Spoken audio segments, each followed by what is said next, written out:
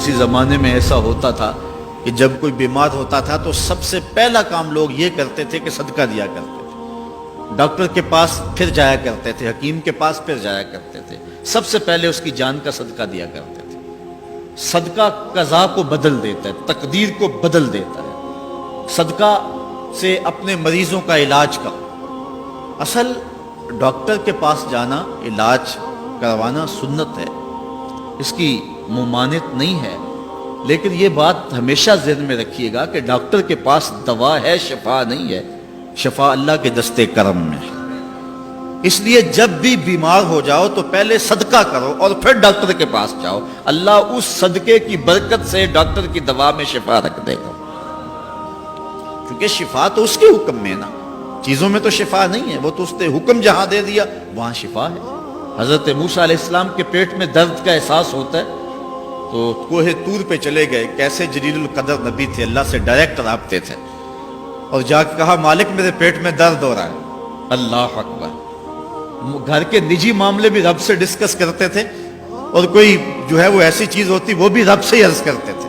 کہا میرے مالک میرے پیٹ میں درد کا احساس ہو رہا ہے، دوائی کی پوری لینی ہے تو وہ بھی جا کے کوہ طور سے رب سے ہی لیتے تھے۔ تو اللہ تعالیٰ فرمایا فلان جنگل میں چلے جاؤ، وہاں اس شکل کے پتوں کی ایک بوٹی ہے، اس کو توڑو نچوڑو، اس کا پانی پیو، تمہیں شفا مل جائے گی۔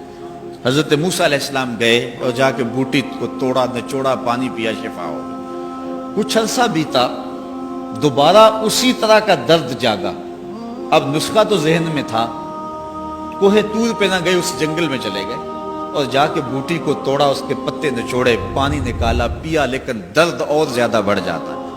پھر دوبارہ آئے کوہ طور پہ، کہا مالک میں نے اسی درد پہ دوبارہ وہی بوٹی کا پانی پیا ہے لیکن درد بڑھ گیا ہے۔ کہا موسیٰ اب جو آئے ہو کوہ طور پہ پہلے ہی آ جاتے۔ تو عرض کی مالک بوٹی بھی وہی اور درد بھی وہی۔ فرمایا سب کچھ وہی ہے لیکن پہلے میرا حکم تھا، اب میرا حکم ساتھ شامل نہیں تھا۔ شفا بوٹے میں نہیں رکھی، شفا تو میرے حکم میں رکھی ہوئی ہے۔ اس لیے ڈاکٹر کے پاس جاؤ، حکیم کے پاس جاؤ، لیکن شفا اللہ سے مانگو کہ شفا ہمیں دینے والا وہ ہے۔ وہ ایک وسیلہ ہے، ایک ظاہری طریقہ ہے۔ تو حضور علیہ الصلوۃ والسلام، اللہ اکبر، کیا خوبصورت ارشاد فرما رہے ہیں، حسنوا اموالکم بالزکوۃ، اپنے اموال کو زکوٰۃ سے پاک کرو اور اپنے مریضوں کا علاج صدقے سے کرو۔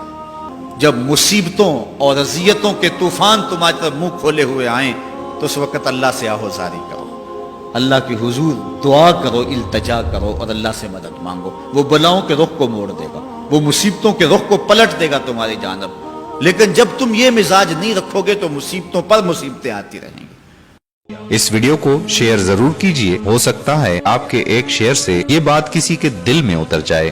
جزاک اللہ۔